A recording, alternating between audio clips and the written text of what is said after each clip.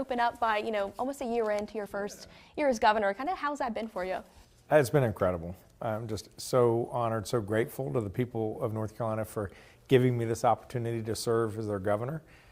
It's just, there's so many things you can do to try to move the state forward.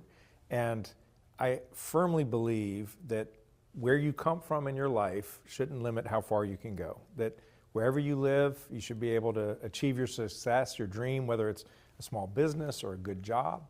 And to be able to focus on those issues and make an impact is so rewarding.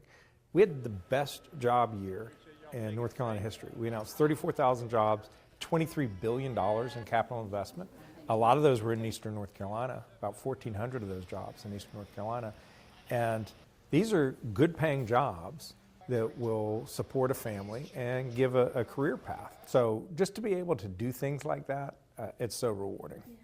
You talk a little bit about the jobs and the economy, but any other big accomplishments that kind of stand out to you from this year? The fact that North Carolina is the top state for business, named #1 in the country for 2025, and that we had this great jobs year, the best year we've ever had. Those are all great things. We just need to keep moving forward, keeping our eye on the prize.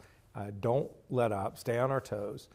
Another thing I'm real proud of is the way we've worked together as a team to help Western North Carolina recover. Western North Carolina took it on its chin unbelievably after Hurricane Helene. 108 lost lives, $60 billion in damages. And so we have tried to match the grit of the people of Western North Carolina. And the fact that we couldn't have done those things, whether it's the economic development or Western North Carolina recovery, if we haven't been doing it as a team. I talk about Team North Carolina, and that includes the General Assembly, it includes the Council of State, and it includes my cabinet, my administration. Yeah. So we're all trying to work together as best we can to help the people of North Carolina. For sure. And you can't have all of that without some challenges as well along the way. Could you mention those, and then maybe in that, the redistricting battle has kind of impacted Eastern North Carolina a lot, maybe just to tie that in as well? Yeah, I mean, definitely there have been frustrations. The fact that this General Assembly is the only legislature in the country, only one in this entire country that hasn't passed a budget.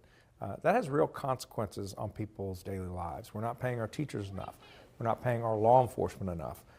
We're not paying our public servants enough. We're not committing to pay for people's health care enough, which puts at risk the entire healthcare system. So there are real consequences to not having a budget. The fact that when they came back and could have fully funded Medicaid and passed a budget, that they then chose to redistrict again.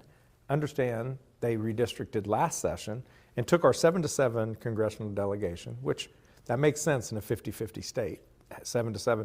They made it 10-4. Don Davis represented a district near Greenville and worked hard and won a very competitive election, but he won it.